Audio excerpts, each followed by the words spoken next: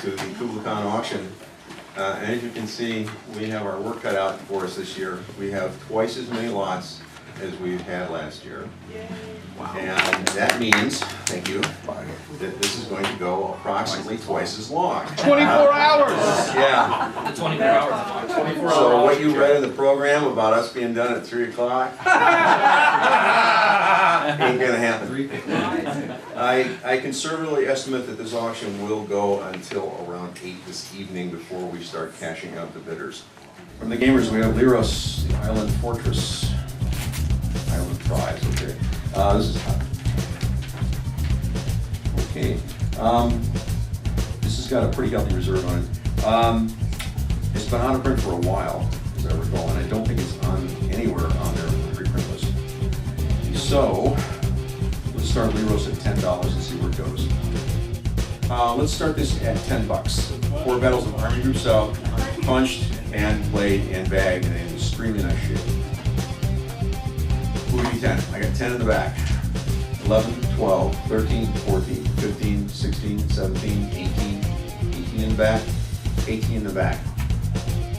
104 for 18. Another Napoleon game. I didn't see one of these before. Yeah. From GTD, we have Napoleon's Italian Campaign, part of the 1 Hour Wars series.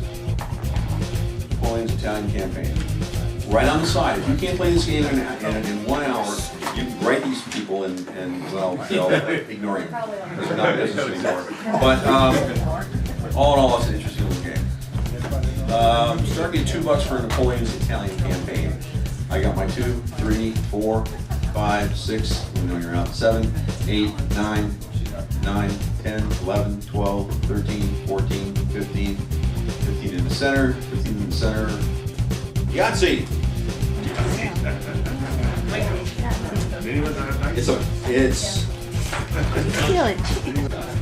It's dice, it's pencils, it's a cup, it's a pad, it's yellow and red chips. Yahtzee!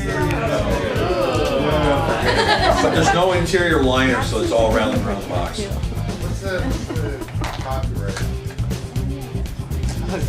56 on the cover. 56 on the cover of the box. And the box is in pretty nice shape, but it does not have, unfortunately, the inside thing. So it's, you know, the box bottom is in nice shape, the top is in real nice shape, but there's no insert. For a buck, Yahtzee. Yahtzee. 110 for a buck.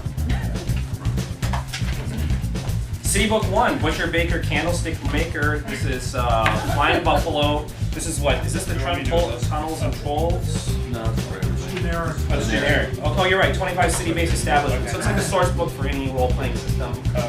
This looks like it was mid-80s, and it's a buck. $1, 2, 3. Anyone else at 3? Sold. 129 for 3.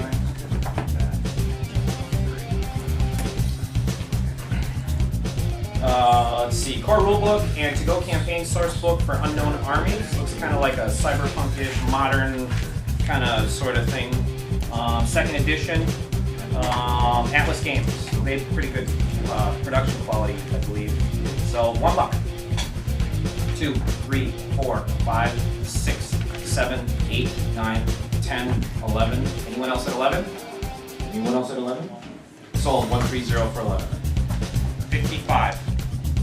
60. Hi, Nancy. 60. That's playing dirty. That is playing dirty. Anyone else at? That's playing dirty. We were at 65. 66. 67. 68. 69. 70. I'll keep with the 5s. I just want to make sure you're comfortable. 75. 80. 85. Anyone else at 85? Dare I say no? Sure, you have won the game. Now she's gonna tear this up now. So. that was the budget right there. 5, 6, 7, 8, 9, 10, 9. We'll go at 9. 9 once, no interest, sold to 104, $9. 91, 92, 93, This is, remember, this is punched, and it's been read through and such, so it's not collectors. 93, 94. 95, 100, 105, 105 in the center, 105 in the center. Any other interest? This is one of the earliest sci-fi miniature games of all time. Some Counters are unpunched and uncut.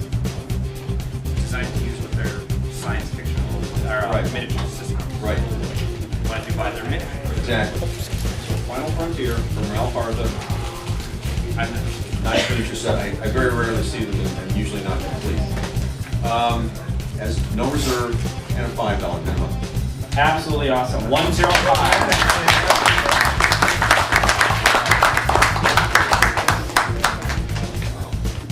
One of the new traditions we're trying to do here is get something that deals with bombers and or World War II aircraft into the collectibles auction every year. And this is our entry this year. It's small, but nonetheless, it's pre-war. Small, exactly. So it doesn't have a B-17 on the front. It's sort of a, I don't know, 25. B-26. No, it's round nose, B-26, I would say, single. Yeah, B or an A-26. So, no reserve on this. Let's start this Victory Bomber target game at $5. This is the next war, postulates war in the 80s between Warsaw Pact and NATO. Reasonable price, cover's a little crunchy. The inside is a player's copy, but it's a solid player's copy. It's complete. And we have an opening bid, entirely fair, no reserve, $25 on the next war detergent box. You got something here I haven't seen before. I've seen War in the East, both punched and unpunched. Here we have a War in the East that's punched. It's also in its original SPI mailing flat. Now I started to flip it over and Aaron caught me. He says, "Don't you do that. Just flip that over because it is punched and there is a chance that the encounter may try to escape." Russian prisoners being what they were. We have a Kriegspiel, as we like to have for our last item of the auction. This Kriegspiel is in outstanding shape. The inner box is almost flawless. The sleeve has been repaired, but it's been repaired extremely well. I had to look twice at it to realize it had been repaired. We have some fading along the edge. Kriegspiels are special to us because we try and use them to introduce new players to the hobby of wargaming. Agreed, it's a very simple system. It's not very realistic, but it's not meant to be. It's meant to teach things such as maneuver and combat and diceless combat, and it has some geomorphic boards in it and very, very simple rules. What we ask is this: the purchaser who takes this home takes it and teaches at least one other person to play it this year. The caveat is you're not buying this game, you're renting it. You have to bring it back next year if you're able. We did sell one last year and the person was not able to make the con. So sooner or later that copy is going to come back to us. So if you're able to come back next year, you need to bring this back to us and sell it. And what we do is we take a sheet, we put it inside, and we write your name on it, the person that you taught, and the year, and that becomes a permanent record of what this game has done and how it has advanced the hobby. Having said that, we'll start the Kriegspiel at $1. Oh, and before I auction, you can only own a certain copy of Kriegspiel once. So the purchaser of this issue, when he brings back and drops it off to resell, he can't bid on it. It's no longer going to be his copy ever. He may buy another one, but not this one. So we'll start at $1. Who's going to take this game home and start teaching people? I got $1 in the back. 2, 3, 4, 5, 6, 7, 8, 9, 10, 11, 12, 13, 14, 15, 16, 17, 18, 19, 20. 20 on the right, 20 on the right. Sold to 127.